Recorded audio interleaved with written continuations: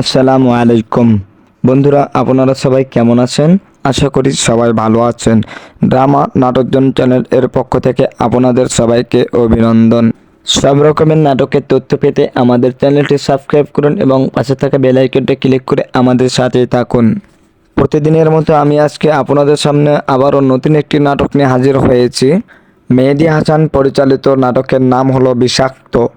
এই নাটকের গল্প লিখেছেন মোহাম্মদ আতিক সজীব হাসান মেহেদী।